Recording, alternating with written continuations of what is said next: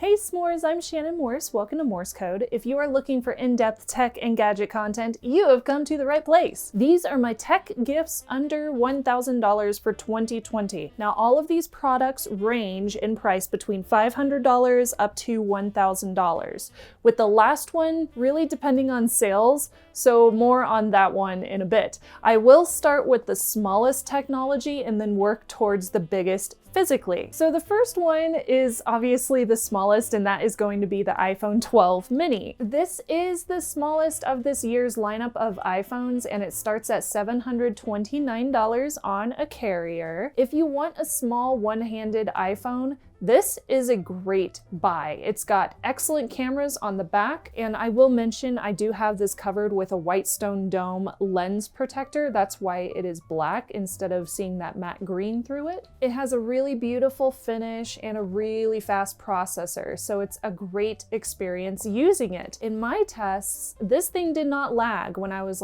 playing video games with it. It's really comfortable to hold, and I like the color options. I went with this mint green, but there's a bunch of other options too. Since the back is somewhat fragile, I would recommend getting a stylish case with this, and since it does not come with a wall adapter, if you need faster charging, I would recommend buying a good charger for it, not necessarily the Apple one, as there are other options out there for USB-C to Lightning chargers, so the Mini is a great choice for iOS. But if you are looking for something for Android, I'll just flip this out real quick. This one is the Pixel 5, and I do have it in a case. That's why you see this pretty fabric case on it. This costs $699. So this phone sports two excellent lenses on the back. There's one here and one here. Really awesome stabilization for videos, excellent low light photography if you plan to take pictures with this, and honestly, in my opinion, the best portraits that you can get from an Android phone. The Pixel 5 comes with water resistance. It has power sharing, so you can stick something on the back of this that does wireless charging, and you can charge that device through the Pixel.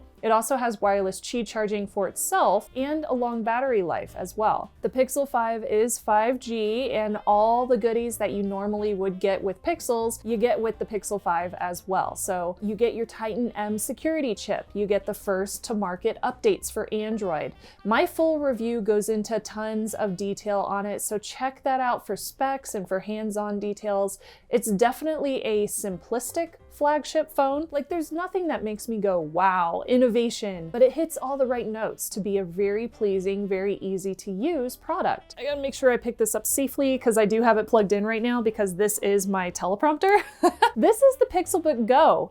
It's from Google, and it starts at $649 and it goes up from there. So the Pixelbook Go is a Chromebook, and it's a very expensive Chromebook at that, but I straight up use mine every single day because the battery lasts well over a full work day, so I don't have to charge it every single day. It's super lightweight, it's very thin, it's really easy to carry around. You can get an Intel i5 or an i7 processor in one of these. The Chrome OS, the operating system, is very complementary if you already use a lot of Google products, and the Assistant is just built in, so you can use Google Assistant at any time with this machine. This is one of the very rare machines that has a 1080p webcam up at the top, so it also has great speakers that are really loud, and it has a touchscreen display as well. So I really like this machine. I use it all the time, and I highly recommend it. It's super comfortable to use, and I feel like I need to decorate it with more stickers.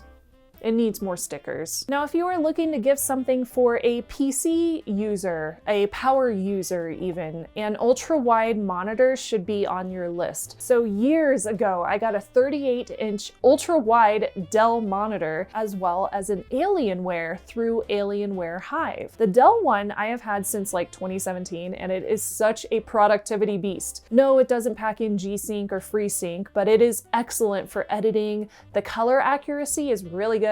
I love that I have the ability to see so much on my screen at once because it's so wide without having to minimize windows. Luckily in 2020, you can find many ultra-wide monitors under $1,000 with even better specs nowadays than what I had originally gotten on my Dell. So I would recommend choosing one based on size, of course, the native refresh rate, compatibility with NVIDIA or AMD frame rate speeds, brightness and color accuracy, the ports that are on the back of it, like if you need a display port or HDMI, etc., and adjustability, as well as the actual curvature of it, because some are curved at a much tighter curve in their circular curved format than other ones which are more straight. Now, when I mention adjustability, if you can't adjust it up and down or swivel it back and forth or even twist it so it's sideways, I probably would not buy it.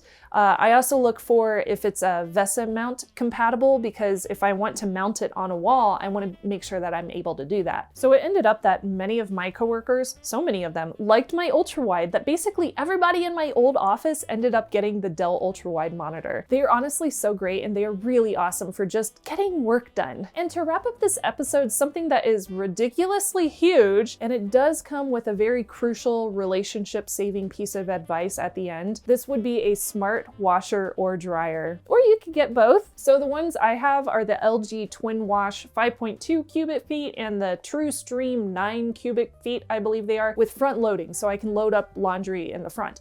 When I bought these in early 2020, each of them cost around $950. So I know that they go on sale for really steep discounts. So keep an eye out for steep discounts on these guys. Normally, I would balk at smart appliances. Like, really, we survived our childhoods without them, so I feel like nobody really needs smart appliances in their household, but I kind of like these ones. Connecting them to my IoT network, because yes, I have a separate IoT network, was really easy, and the app notifies me whenever loads are done. I can customize my own settings for certain loads. I can pause a cycle or download different settings for cycles. I mostly just like that I don't have to go check the laundry when it just tells me that it's done, so my shit doesn't get wrinkled. I know immediately when it's done, and I can go off and do my own thing and not have to worry about it. Now, a disclaimer for anybody in a relationship out there. Mr. Snubs and I do our own separate laundry, and we always have. And our house did not come with these appliances, so we chose these together as a gift to ourselves. If you intend to buy a gift that could be regarded as like something that could remind your spouse of their domestic responsibilities instead of helping around the house yourself, because all adults should honestly put in that kind of work, especially in a partnership, you may want to discuss this kind of purchase with your spouse to ensure that they are on board, because they may want something else completely for Christmas, like a partner that cleans instead of depending on technology to do it for them. Not everything in life can be automated. So just a little pro tip in case you don't want to tick off anybody on Christmas. Now with that, comment below and let me know which tech you want to get your hands on for just under $1,000. Thanks again to my s'mores for subscribing and watching. I'm Shannon Morse, and I will see you soon. Bye y'all.